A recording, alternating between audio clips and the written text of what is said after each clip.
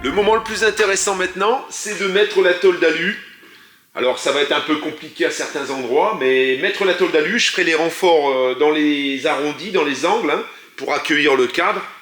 Après, une fois que j'aurai mis la tôle d'alu, et alors je vais avoir un petit détail important, c'est de mettre des renforts ici, à l'intérieur, métalliques, qui ne vont pas coller contre l'aluminium, certainement du métal, qui va être fixé, qui va être noyé ensuite dans la mousse, pour pouvoir mettre les charnières, tu vois, pour que ça tienne et que ça prenne pas de jeu.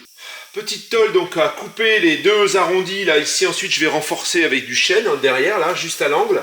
Et là je l'ai coupé en deux fois parce que je ne veux pas utiliser trop d'aluminium non plus. Hein. Et celle-ci elle vient ici, tu vois. J'ai déjà soigné la tôle. Hein. J'ai écarté la tôle ici hein, pour pouvoir rentrer ça dedans.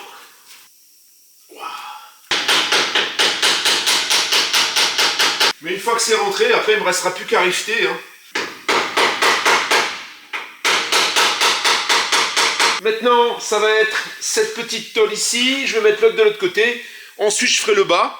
Toute la longueur du bas, là, on fera l'arrondi également du cadre. C'est collé contre le chêne. On va faire la même chose ici. Par contre, peut-être qu'ici, je mettrai directement les rivets. On verra.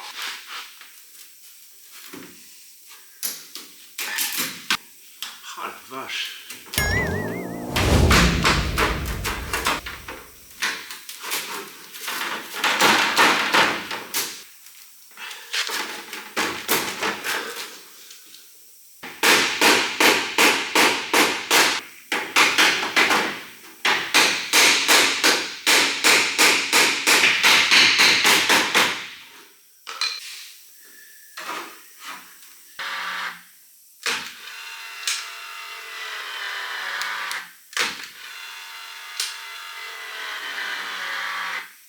Alors ça, c'est bien dans certaines conditions, mais là, franchement, on va le faire à l'ancienne, hein, je pense. Ryobi, honnêtement, je me suis énervé sur la lampe la dernière fois, qui est pas terrible. Et là, c'est pareil. Hein. C'est pas exceptionnel quand même. Il n'y a rien de tel que ça. Voilà. À l'ancienne. Voilà le travail. Tout est collé. Tout est encollé. Pas rifté en fait. J'ai pas rifté tout de suite. Je vais laisser sécher la colle. Et ensuite je mettrai les rivets à toutes les jonctions. Hein, comme c'est le cas un peu partout. Ici au milieu, là, ici en haut, sur les côtés, enfin. Je coulerai la mousse, donc sitôt que ce sera sec, alors ce sera pas aujourd'hui, ce sera certainement demain. J'aurai bien sûr au préalable, comme je l'ai fait au fond, de mettre les panneaux en contreplaqué à l'intérieur. Là, tu vois, je pourrais déjà, au moment où ce sera sec, je pourrais remplir. Et ensuite, je pourrais coller mon cadre et le rifter tout autour, comme c'était le cas ici. Hein. Alors ici, il y aura des rivets à remettre aussi. Il y aura une petite bande là-haut, comme celle qui était mise, mais je vais en mettre une un peu plus grande pour évacuer l'eau sur le côté. Je vais la faire un petit peu plus large et un petit peu plus grande. Voilà ce que ça donne. Maintenant que tout est encollé, hein, tout tient solidement. Assurez tout ça avec des rivets avant d'attaquer la mousse. Pour ce qui concerne le cadre, hein, le dormant de la porte, j'ai pas mal de petites réparations à faire avant de le rifter complètement. J'ai donc des petits rivets étanches, ça veut dire que la tige ne vient pas traverser, elle reste dedans. J'ai cette petite machine, c'est comme une perceuse avec un espèce de membrin spécial, et alors regarde bien. Et voilà, et ça ressort la tige automatiquement. C'est vraiment super pratique.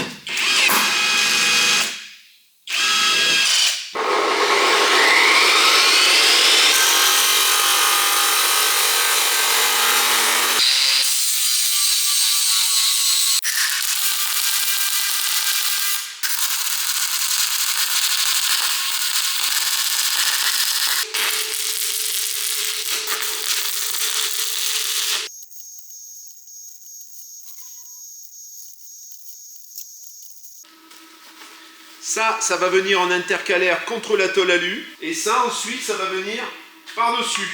Petite mortaise pour pouvoir passer le métal ici parce que j'ai pas assez d'espace pour mettre ma plaque. Donc j'ai été obligé de faire une mortaise pour pouvoir la rentrer. Tu vas voir de l'autre côté comment c'est machiné. Ça, c'est mes plaques métalliques. Derrière, comme tu peux le voir, il y a le contreplaqué renforcé. Ça, c'est du contreplaqué qu'on met dans les parois de fourgon que j'avais récupéré du fourgon. Et du coup, c'est solide, c'est dense. Et du coup, le métal ne va pas appuyer contre l'aluminium.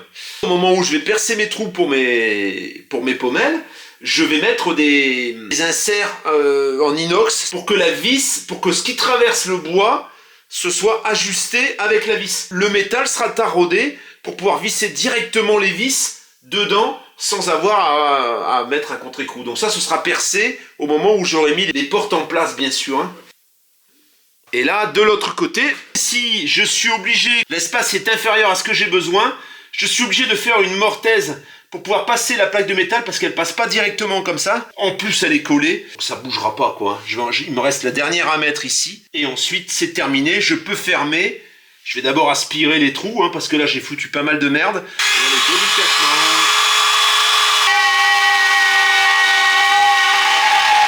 Tu vois, une jolie mortaise dans laquelle je vais pouvoir passer normalement, on va faire des essais à blanc, ma plaque de fer.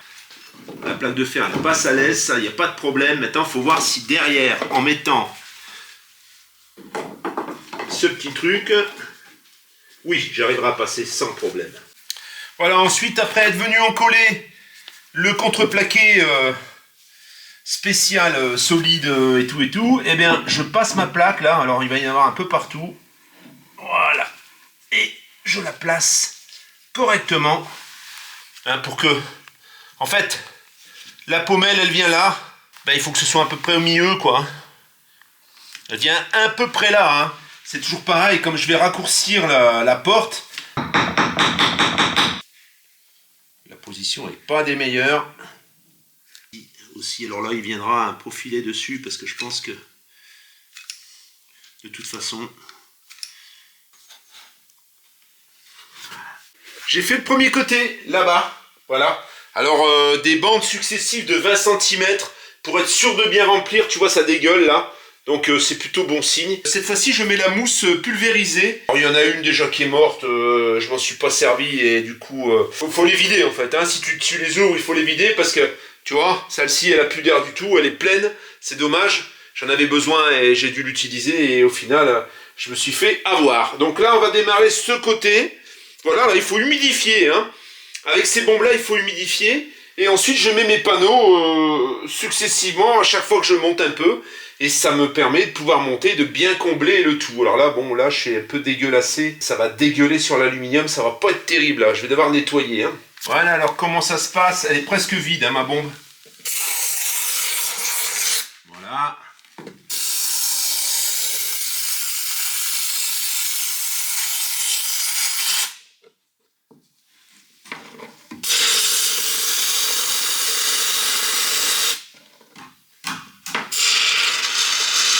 Là, c'est presque vide. On vient de terminer. Voilà, c'est la fin. Les plaques, je les ai inversées. Les 45, je les ai mis de ce côté. Et de l'autre côté, ça fait 43. Je me suis gouré, en fait. Bon, alors je les recouperai. Hein.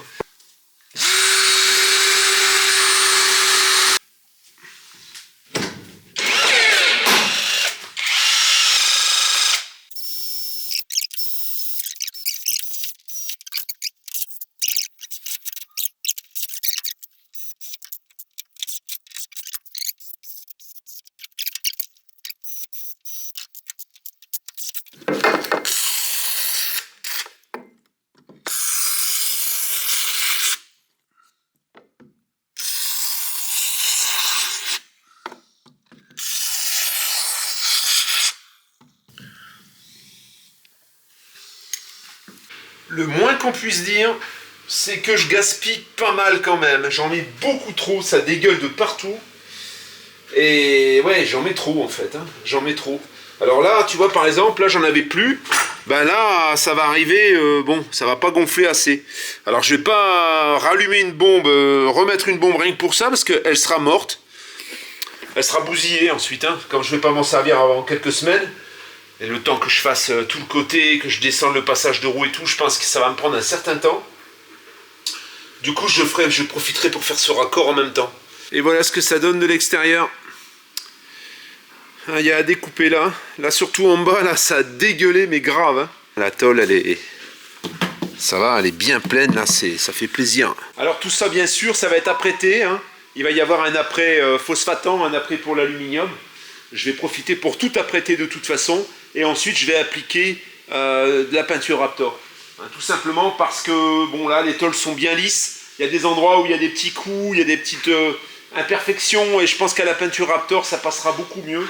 Ce sera beaucoup plus esthétique. Ça va être dans le même râle que le camion, hein, râle 7016. C'est le gris mat en fait, hein, ce sera mat de toute façon puisque c'est granuleux hein, comme peinture. Là, au moment où j'aurai tout terminé les murs, je vais passer l'après, avant de mettre les fenêtres que je vais recevoir en principe fin mars à mon avis. Hein, puisqu'elles sont parties aujourd'hui de l'endroit où elles partent. Hein. Je t'en dirai plus. Je vais pas.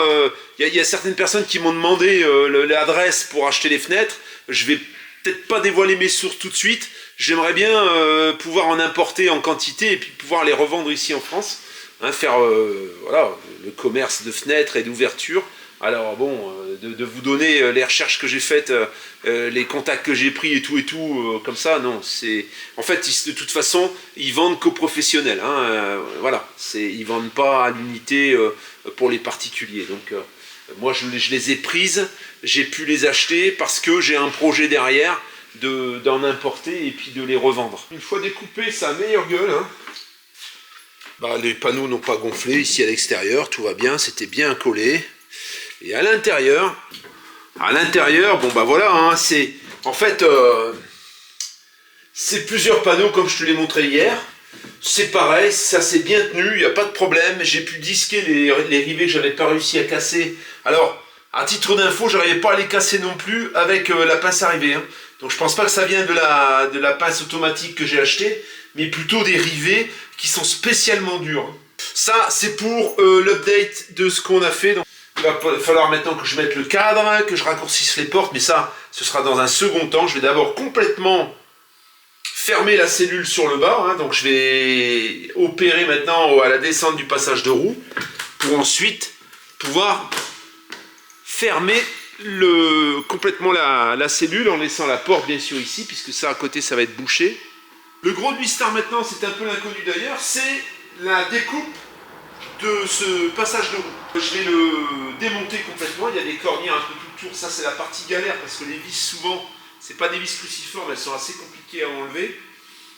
Et ensuite, il va y avoir une découpe pour que le passage de roue en fait, il fasse 10 cm, pas plus. Comme je l'avais expliqué dans une précédente vidéo, la cellule va remonter par rapport au châssis. Elle va remonter d'environ un petit peu moins que la hauteur que je vais découper sur le passage de roue, pour la simple et bonne raison que ça touche les réservoirs en fait. Hein. Ça touche le réservoir et les cellules, comme elle était montée, elle était beaucoup trop proche du châssis et donc vraiment elle frottait contre le réservoir quasiment. Donc là, en l'ayant un peu plus haute, bah déjà je vais dégager les réservoirs. Un deuxième point important, c'est qu'on n'a pas les mêmes roues. Sur le camion que je reçois, j'ai des roues en 21 pouces, beaucoup plus larges et un peu plus plat. Donc je pense qu'on va avoir des roues qui vont prendre, sur la circonférence va être un petit peu moins importante que les pneus que j'ai actuellement, les pneus russes, sur le camion que j'ai ici. Hein. On aura moins besoin d'amplitude à l'intérieur du passage de roue, qui est de toute façon calculé bien plus important que ce qu'on a besoin réellement. Hein. Et en même temps, je vais gagner à l'intérieur puisque le passage de roue va faire la hauteur du double plancher. J'ai un autre problème, c'est l'emmarchement qui est ici. En fait, la porte que j'ai commandée, et c'était voulu, hein, elle est plus haute que la distance qui me reste ici. Je me cogne régulièrement quand je sors du véhicule, alors en considérant qu'en plus il va y avoir un double plancher, ça ne va pas coller. Donc ça va être redescendu ici, sur la largeur de la porte, il va y avoir une marche à l'intérieur du véhicule, pour permettre déjà d'avoir la porte complète, de pouvoir monter sans se cogner. Le petit problématique, c'est que sur le deuxième camion, il y aura un deuxième réservoir. Alors, la chance, c'est que ce deuxième réservoir ne fait pas 300 litres, mais 180 litres. Au départ, ça m'enquiquinait un petit peu, mais finalement, je vais pouvoir le monter plus bas, du coup, pour laisser la place à l'emmarchement. je vais pouvoir, au moment où je vais recevoir le camion, je vais certainement devoir descendre le réservoir pour que ça passe en fait. Hein. Si toutefois je vois que le réservoir ne rentre pas, ben, on l'enlèvera tout simplement et on essaiera de le mettre ailleurs, on verra bien. La petite galère du passage de roue. Donc ça y est, j'en ai démonté un. Donc la plaque ici, pour te donner une idée, hein, il y a des cornières avec des vis, tu vois, des vis tous les 70 à peu près. Là, il y en a partout aussi, tout le tour. Donc il faut enlever toutes les vis. Intérieur, extérieur. À l'extérieur, il y a une cornière qui recouvre l'angle sur lesquels il y a les mêmes vis. Donc je te prie de croire qu'au départ, j'y suis allé avec la visseuse des visseuses. C'était difficile, ça rentre pas bien, c'est des tournevis plats, c'est pas terrible. Ensuite, j'y suis allé au marteau au burin. J'ai fait sauter toutes les têtes. Et du coup, dessus, j'ai pas fait la tranche de ce côté. J'ai fait que le dessus pour pouvoir enlever le couvercle, en fait, hein, le dessus du passage de roue. Et là, ben voilà, maintenant, ça fait un trou béant. J'ai enlevé toutes les parties ici, morceaux d'aluminium qui restaient. Et maintenant, il me reste à retravailler tout ça pour le descendre. Est-ce que je laisse une petite arche qui va faire 10 cm, hein, un peu plus peut-être, ou est-ce que j'enlève complètement l'arche? Je ne sais pas. Et que je fais tout plat, tout le long. Dans la mesure où de toute façon les roues rentrent dedans, je ne sais pas si elle est bien utile. Après, c'est vrai que ça garde un peu le style de laisser l'arche. Je pense que je vais laisser une arche plus petite, elle ne sera pas aussi grande. Hein. Bon, je suis en train de découper, donc j'ai découpé la partie haute, la partie j'avais en trop. Alors les machines que j'ai, ça fait pas des super coupes. Hein. Je vais devoir arranger tout ça correctement. J'ai enlevé donc ce petit morceau de métal qui venait faire le tour d'aile. Donc là, je l'ai découpé à la bonne hauteur. Maintenant, il va avoir ça à raccourcir à la bonne hauteur, le ressouder, tu vois, enlever ça et le mettre à hauteur. Pour le passage de roue, il n'y aura plus qu'à mettre le panneau par-dessus, quoi. Cornière et panneau.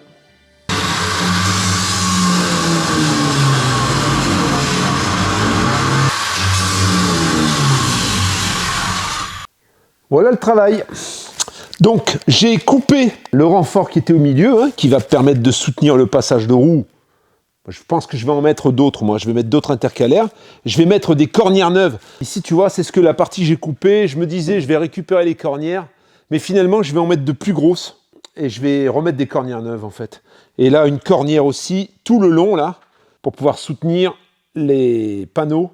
Le panneau, en fait, que je vais reconstituer. Il faudra bien sûr passer de la peinture anti-rouille. Hein, mais bon, voilà, c'est recoupé, c'est à la bonne hauteur. Donc, tu vois, là, on voit la hauteur du passage de roue restant. Il va y avoir donc la planche isolée que je récupère et que je vais remettre dessus, hein, la planche du même matériau. Et tout le plancher, alors pas dans le garage, mais tout le plancher dans le camping-car viendra à cette hauteur, sauf la douche qui va être un petit peu plus basse. Tu vas voir en suivant remplacement des pneus, les 6 pneus donc, et essai routier avec le camion. On verra la prochaine fois quand j'aurai avancé. Je pense que pour la prochaine étape, tu verras un des deux côtés qui sera complètement terminé avec les ouvertures, l'ouverture restante pour la porte, le marchepied, donc la marche intérieure cabine qui sera aussi faite. Ça, ce sera pour le prochain épisode.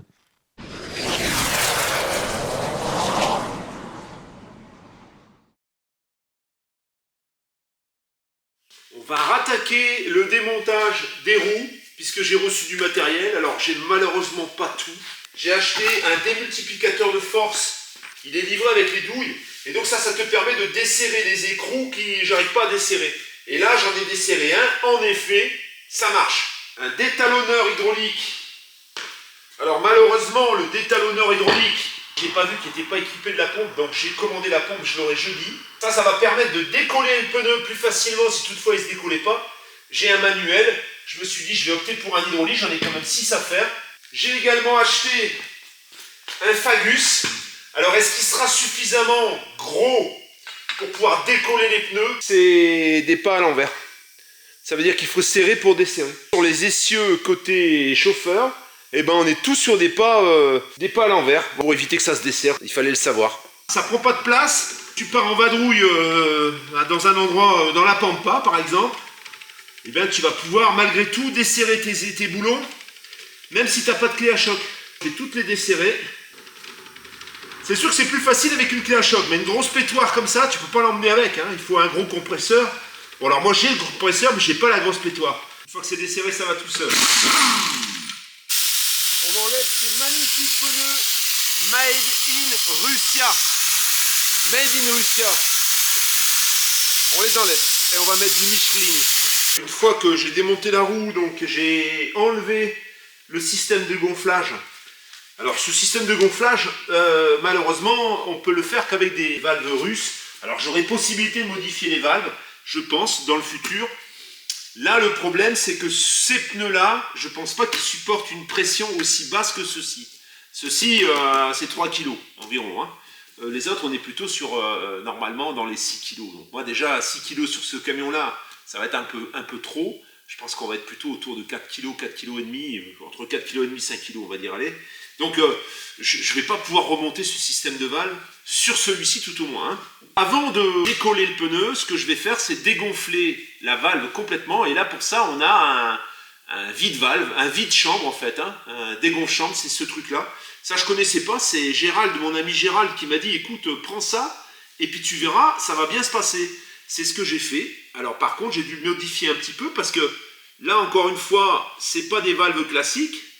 Et pour rentrer ce tuyau là, normalement ici, c'est pas possible. Donc j'ai pris un embout et j'ai mis un tuyau en caoutchouc. Ensuite je viens monter ici mon gonfleur en fait, hein, comme si c'était sur la valve. Et on va chasser l'air qui est à l'intérieur. On va maintenant passer au Fagus pour juste décoller un côté pour ensuite utiliser la détalonneuse.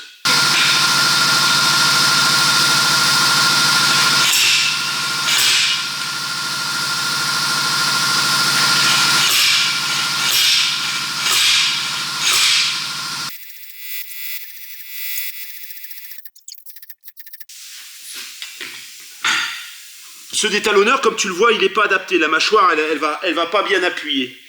Donc,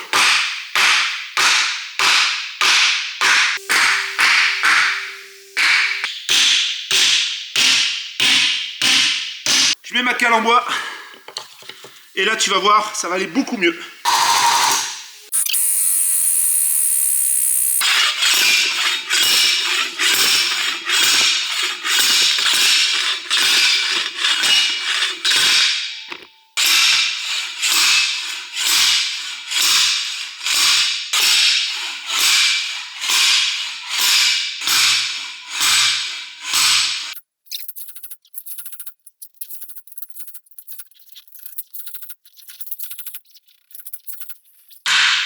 Voilà. Il était déjà...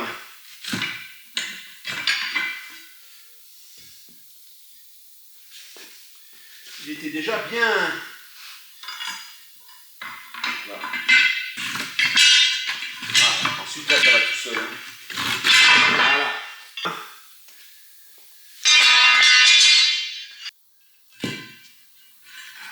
Tout le centre de la roue, c'est pas un peu qui a changé. Maintenant, soulevé de terre. Et on retourne, et là, ça va aller normalement beaucoup mieux. Alors là, il ne faut pas le soulever en se cassant le dos. Il faut vraiment essayer de l'avoir comme on fait du soulevé de terre à la musculation. Hein. Côté.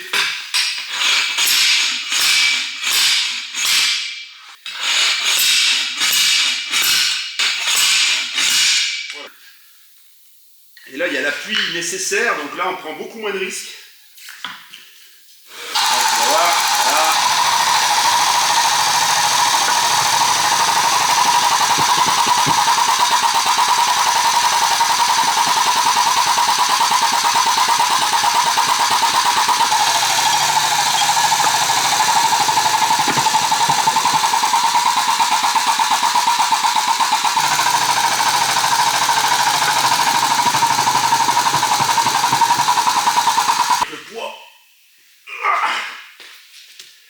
Déjà pas la joie. Et là tu vois, il va falloir que ça rentre. Alors c'est tout dans l'épaulement, ça va, la jante elle est bien rouillée dedans. Hein. Alors tu vois ce bourrelet là, voilà. Et bien là il faut que le talon il passe en dessous de ce côté pour que je puisse sortir l'autre côté. Parce que là, ça ne sort pas en entier. Donc ça, quand tu es bien en dessous, quand je suis bien en dessous, là, ici, tu vois, et bien là, du coup, je vais pouvoir forcer avec des monte-pneus pour sortir de l'autre côté le talon. Et ensuite, tout le talon viendra tout le tour.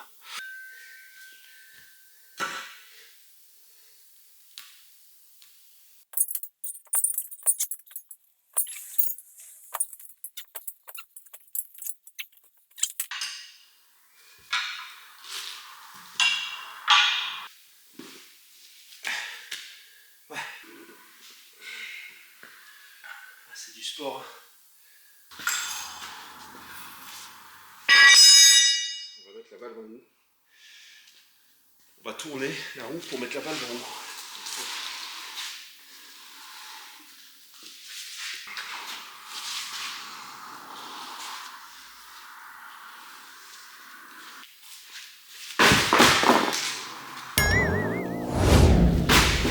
Vraiment, ça sort.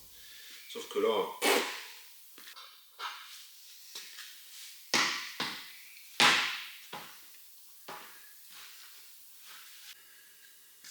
Après un bon quart d'heure de bataille, c'est enfin sorti. Voilà, on a quand même, alors tu peux voir que la chambre à air elle est vraiment bien dégonflée avec ce dégonfle chambre. Alors tu vois, c'est ce truc qui coince. Voilà, c'est toujours ça qui coince, qui fait chier en fait, qui colle à la jante. Et c'est pour ça qu'on met de la graisse. Les XTG mettent du talc, il est rouillé un peu, il colle à la jante, et là la jante est, le pneu est tout rouillé, là, il est moisi. Celui-là il est mort, hein. Voilà, il n'y a plus rien à en tirer, il ne sera jamais remonté sur aucun camion. Tu te fracasses les doigts, c'est lourd quoi, le pneu à lui tout seul il fait 80 kg. Voilà, tout ça, ça sera agressé, le fond de jante aussi.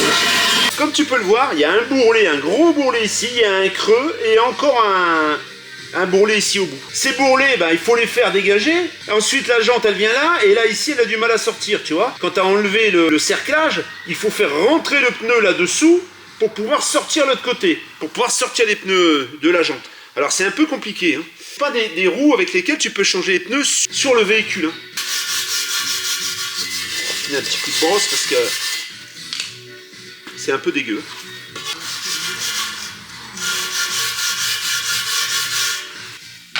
De la jante, oh, j'en fous partout là, le plus possible. Alors, elle n'est pas très épaisse cette graisse, mais elle glisse bien.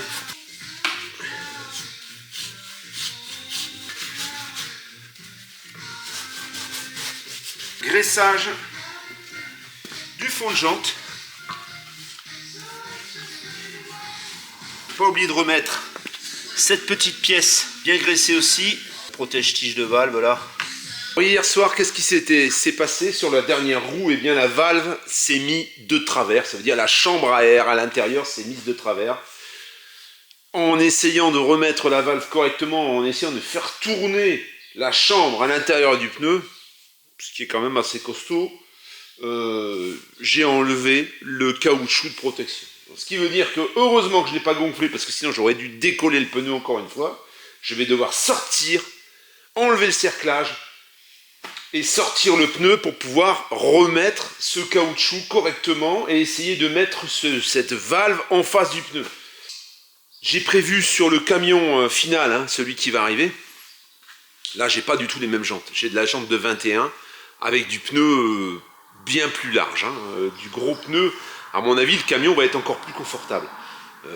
Par contre, au niveau de la démultiplication, on va perdre un peu en vitesse de pointe. Hein. Par contre, le fournisseur des fenêtres donc qui vont arriver certainement après dans la deuxième quinzaine d'avril, elles vont arriver à Lyon, peut me faire également de la bedlock, de la jante bedlock sur mesure. Ça veut dire que je vais donner mes dimensions de moyeu, d'anthrax, etc. Et lui va me faire un devis pour de la bedlock. Sur la bedlock, je vais pouvoir mettre du pneu tubeless. Et là, on sera sur une autre, voilà, sur autre chose de beaucoup plus pratique. La petite contrepartie qui est malheureusement pas trop intéressante, c'est que je vais avoir des difficultés pour conserver le système de gonflage d'origine. Alors sur le deuxième camion, sur le troisième, le dernier qui arrive, il était de toute façon pas équipé, le camion. Il n'y a pas le système de gonflage apparemment sur le camion, donc j'aurais pu le récupérer sur celui-ci éventuellement, mais je vais devoir passer à autre chose au niveau du système de gonflage. Ce ne sera pas le système de gonflage que j'avais là. Déjà là, c'est difficile de passer au-dessus de 3,2 kg, hein, parce que bon, c'est sur le compresseur qui fait les freins, et voilà. Alors peut-être que ça peut aller plus loin, mais voilà, au-delà de 3,5 kg, 4 kg, je pense que ça risque d'être compliqué. Après, là, je les ai gonflés à 4,5 kg. Hein. Le camion est quand même plus léger que d'autres camions. Il n'est pas très lourd, le camion. Avec la cellule, il fait 8 tonnes et des bananes. Hein. La cellule, elle va être certainement plus lourde. Elle va être équipée, elle va être un peu plus lourde. Après avoir bien fait attention qu'il n'y ait pas d'avion dans le ciel qui passe pour le cerclage, au cas où le cerclage s'envole, je gonfle le pneu. Alors est-ce qu'il va y avoir des fuites? Parce que là j'ai pas mal trituré la valve, hein, parce que ça, elle n'était pas au bon endroit. J'ai pas eu besoin finalement de démonter le cerclage. Alors tu vois, là on voit que le cercle il repose pas encore sur le jonc. Alors moi je surveille un peu hein, pour que ce soit... Mais bon, il est bien à sa place, hein, donc je pense pas. Je pense que ça va faire comme les 5 autres. Alors il y en a certains qui m'ont dit... Et la goupille, la goupille de sécurité, il n'y en a pas sur les jantes russes. Hein, donc, comment ça se fait que tu montes des chambres dans un pneu tubeless? C'est marqué sur le côté du pneu que ces pneus peuvent être montés avec des tubes, avec des chambres. Hein, voilà. Donc je ne fais pas n'importe quoi, ne vous inquiétez pas, tout se passe bien, j'ai fait ça dans les règles de l'art. Là tu vois, ça s'est bien rapproché. En bas, on a encore décollé. On va entendre un petit plaque, normalement. Alors, tout est bien graissé. Hein, donc, logiquement, là, tu vois, je suis à 2,2 kg. Il faut bien être arrivé à 3,5 kg, 4 kg avant qu'il soit bien en place. Alors, au départ, moi, je le gonflais à l'intérieur. Et puis, Gérald m'a vu sur la première vidéo. Il dit, fais ça dehors, hein, parce que si jamais ton cerclage il s'envole, il va arriver au plafond. Il va traverser le plafond. Par mesure de précaution, chaque roue que j'ai gonflée, je la sors. Que j'ai à gonfler, je la sors. Et au moment, bien sûr, où on est bon, bah, je remets mon obus. Et puis après, il n'y a plus de risque. Hein. Là, déjà, à partir de 2 kg, normalement, ça doit plus, tu vois. Là, on est à 3,5. Si ça avait dû péter, ça aurait pété déjà, hein, je pense. Je pense que ça va pas tarder. Voilà, tu vois. Ça fait un sursaut à chaque fois. Bon, là, je suis bon. Je vais regarder derrière. Derrière, c'est bien plaqué aussi partout, hein. Donc là on est bon. Alors j'ai changé ces pneus parce que je les avais et puis je ne savais pas trop quoi faire. Ça me permet d'avoir du bon pneu sur ce camion. S'il s'en va, ben, les gens, il n'y aura pas de négociation par rapport aux pneus parce que les pneus d'origine n'étaient pas terribles. Je ne regrette pas de l'avoir fait, ça m'a fait un bon apprentissage. Ce que je voulais te dire, donc dans les nouveautés possibles, et ça je suis en cours d'étude, c'est de remplacer ces jantes par des jantes petites bedlock en alu forgé. Donc j'ai demandé un devis à un fournisseur assez loin, il me ferait du sur-mesure. En fait, il adapterait des jantes qu'il a déjà. Hein, ils font du sur-mesure en fait. Hein. Donc je lui ai envoyé toutes les dimensions des anthrax, du trou qu'il faut laisser dans la jante, des déports que je veux, parce qu'en fait, je voudrais légèrement plus de déports ici, tu vois. Comme ça va être le cas sur le camion que je vais recevoir, il y a des jantes avec plus de déports. Je pourrais passer éventuellement sur du 11 pouces, là je suis sur du 10 pouces. Voilà, donc ça c'est c'est en étude, je pense que ça va aboutir. Le principe du bedlock, c'est qu'on va pouvoir démonter avec des boulons, là, plutôt que d'avoir un cerclage, eh bien c'est des boulons à dévisser pour démonter la partie extérieure de la jante en fait, et pouvoir à ce moment-là sortir le pneu assez facilement. Voilà, il y a un joint d'étanchéité, il y a des choses qui sont mises en place pour que ça puisse être démonté. Alors je pense que tu démontes pas ces pneus tous les jours. En plus, en passant sur du tubeless, j'aurais beaucoup moins de chances de crevaison. Hein, et je pense que les crevaisons sont moins fréquentes quand tu es sur du tubeless. Donc ça, ce serait déjà un point intéressant. J'essaierai, mais là, encore une fois, c'est en étude, j'essaierai d'adapter le système de gonflage, malgré tout, puisqu'ils sortent des moyeux. Alors je sais pas, sur le prochain camion, on m'a dit qu'il n'était pas équipé de ce système-là. C'est le camion que je vais garder. Alors à voir si je récupère le système de gonflage de celui-ci, ça ferait remplacer les couvercles. Et bon, il semblerait qu'il manque les couvercles. Donc je pourrais très bien interchanger les couvercles et monter celui-là sans système de gonflage et monter l'autre avec système de gonflage. Ça va me faire un peu plus de boulot, mais au moins, voilà. Et ensuite, avec un système de valve, alors voilà, j'ai commandé des choses, mais je suis encore dans le brouillard, hein. J'ai commandé des petites rallonges comme ça, par exemple, hein, des petites rallonges souples. J'ai commandé des raccords coudés comme ça pour mettre sur les valves. Je pourrais éventuellement démonter l'obus, mettre un coude étanche donc de la chambre à air ou de la valve, puisque là ce sera une valve, jusqu'au système d'origine, hein, avec les robinets d'arrêt, parce que là j'ai acheté des robinets d'arrêt, mais ça va être trop exposé, et puis c'est pas les bonnes dimensions, hein. J'ai acheté des robinets d'arrêt, voilà, comme ça. Ça, c'est des robinets d'arrêt, mais voilà, on n'est pas du tout sur les mêmes diamètres. Après, je pense qu'il y a possibilité d'adapter des choses avec des raccords, etc. Mais il faudrait faire quelque chose de propre et qui soit surtout non exposé à l'arrachement éventuellement. Parce que là, si tu l'arraches, ton pneu, il se dégonfle, hein. Donc, d'origine, on a des espèces de robinets avec un petit arrêt sous forme de vis qui sont très solides, qui sont fixés à la jante. Voilà, on a ce type de raccord, tu vois. Voilà, alors il faudrait que je vois si j'arrive à trouver des réducteurs pour pouvoir se brancher directement sur la valve. Je suis en train de réfléchir à ça, et là tu vois, on a un petit carré là qui permet de fermer ou d'ouvrir l'air, hein, pour pouvoir gonfler le pneu ou le dégonfler. Je suis aussi en train de mettre une petite barre ici pour pouvoir fixer les feux et fixer les plaques, la plaque d'immatriculation, parce que je compte faire un essai routier avec ce camion. Alors, je vais devoir prendre une assurance, je t'en parlerai au moment venu, pour quelques jours en fait, pour pouvoir faire cet essai en toute sécurité, parce que celui-là, il est immatriculé en Pologne, et il faudrait, pour un bien, quand on va aller en Pologne récupérer le camion, pour un bien de l'assurer directement là-bas, mais ça on va voir. Les feux et la plaque d'immatriculation est refixée, et du coup, on va pouvoir faire un test avec ce camion. Alors là, on est dimanche, midi. J'ai encore mes enfants, je les raccompagne tout à l'heure. Ensuite, en début de semaine, je suis pas ici. Donc ce sera juste avant de monter la vidéo, en fait, hein. On fera un essai routier et on verra un petit peu ce qu'on a perdu en vitesse de pointe. Et puis, on verra un petit peu comment il se comporte sur la route. Alors, ça va être un peu quand même... Ça va pas être vraiment fidèle à ce qu'on va avoir ensuite, parce qu'on n'a pas de poids à l'arrière, donc ça risque de sauter quand même un petit peu. Mais ce que je voudrais voir surtout, c'est la manière dont il se comporte avec des pneus comme ceux-là. Alors sur le mien, ça sera du 14, hein. Ça c'est du 13, ils sont un peu plus bas. Sur le mien, ça sera plus grand, hein, ce sera plus gros.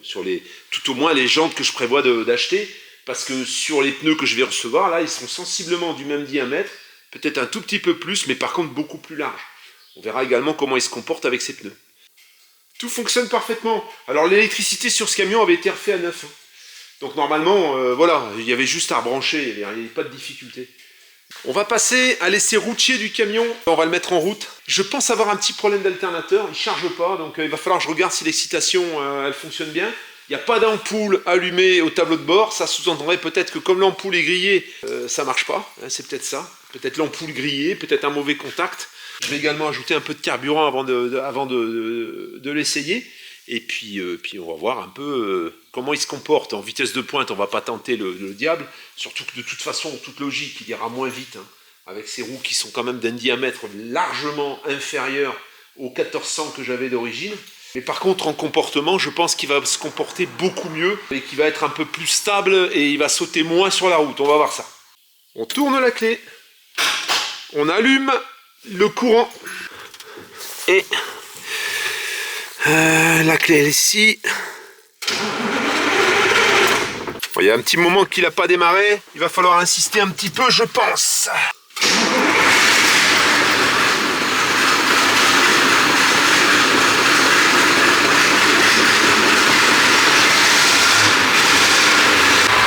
Ça gonfle très vite, il monte beaucoup plus vite que l'autre.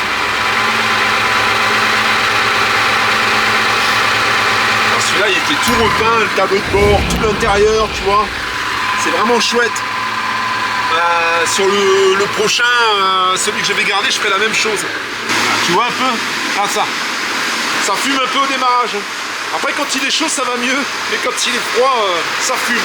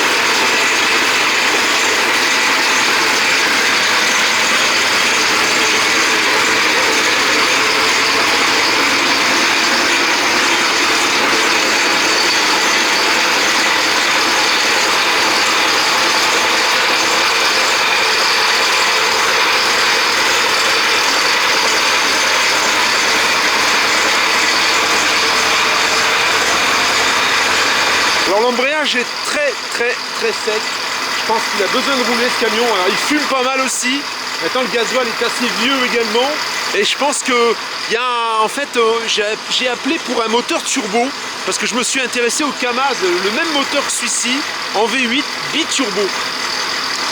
C'est des moteurs qui sont reconditionnés, qui sont en échange standard. Donc il faut envoyer un moteur en échange. Et j'ai pensé éventuellement à mettre un moteur en biturbo sur ce véhicule. Le problème c'est que les turbos passent pas. Donc il y a une transformation à faire au niveau des ailes qui serait assez importante. Et ils se sont refusés à le faire en fait parce que bon, ils n'ont pas envie. J'irai peut-être les voir quand même pour leur faire part de mon projet. Pourquoi je te dis ça? Parce que sur ces moteurs, ils montent des injecteurs avec plusieurs trous qui sembleraient diminuer les émissions de fumée. Donc ce serait quand même pas mal. Le mien fumait quand même beaucoup moins. J'y ai mis du C99 dans le carburant et le carburant était propre en fait. La première chose, ça va être de faire un petit essai tranquille sur mon chemin. Parce que voilà, je tiens pas à, voilà, je ne sais jamais s'il y a quelque chose qui n'est pas bien en place au niveau de mes pneus, etc.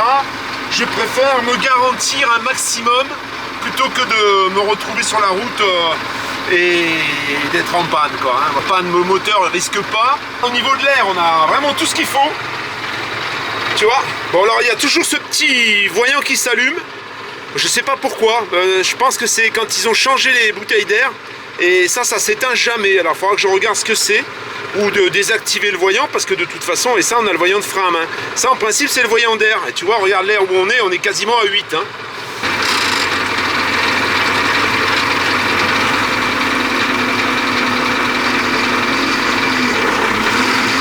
C'est assez. Il était très sec l'embrayage. Les freins c'est pareil. Hein. Enfin les freins ça va un petit peu mieux, mais.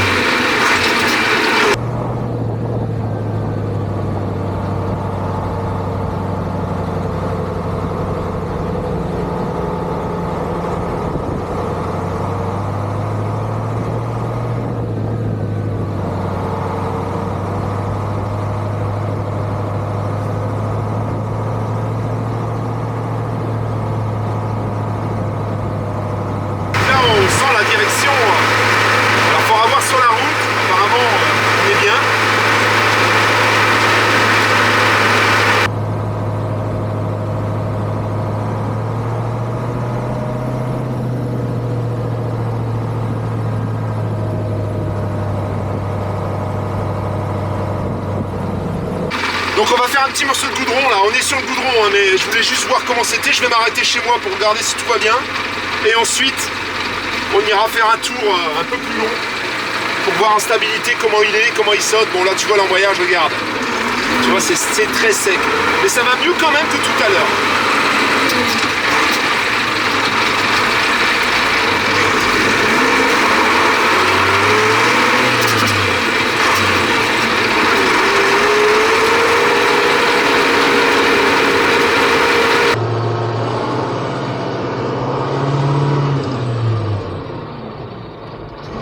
Voilà, là il passe.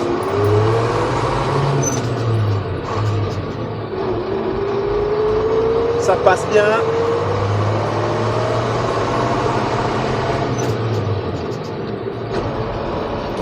On est déjà en 4. Et on est à 36 km/h.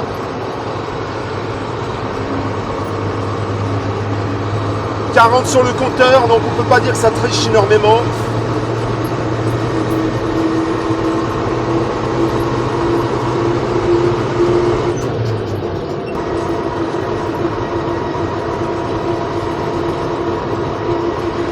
Je suis à 52 et là, on est à 50.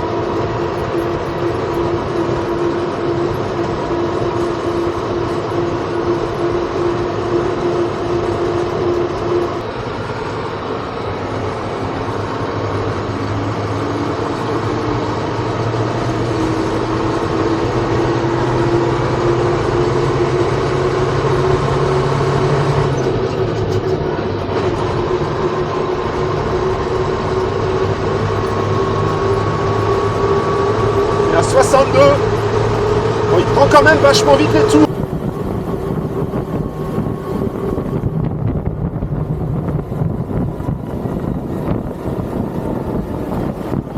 À 73, ça va aller très vite. Hein. Parce que là, je suis encore loin, je suis qu'à 2200 tours.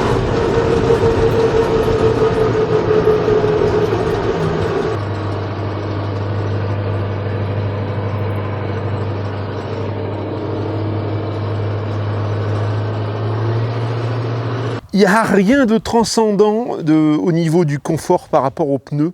En fait, celui-là, j'ai l'impression qu'il saute beaucoup plus que le premier, beaucoup plus que l'autre.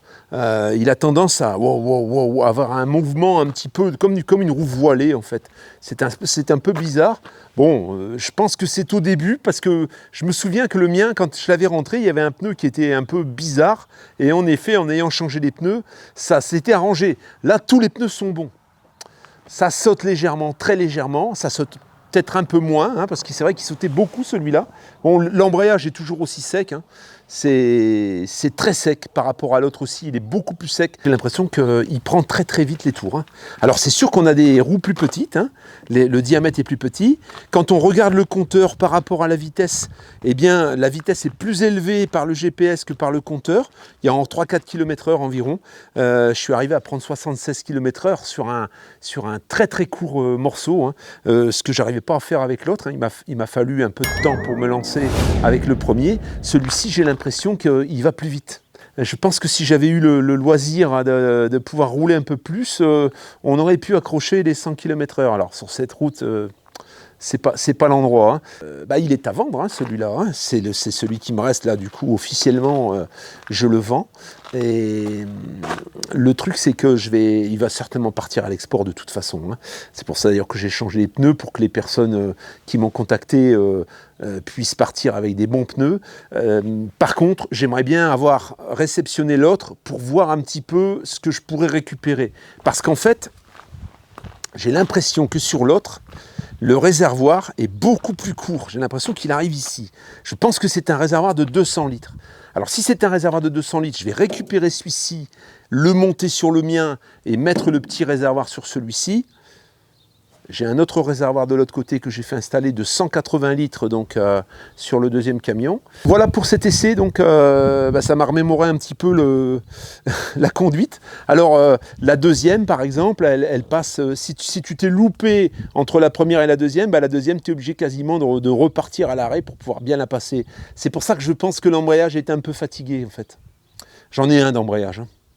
Donc si vraiment il fallait le faire, je peux le faire, quoi. Je peux même le donner avec la personne qui va acheter le camion au cas où.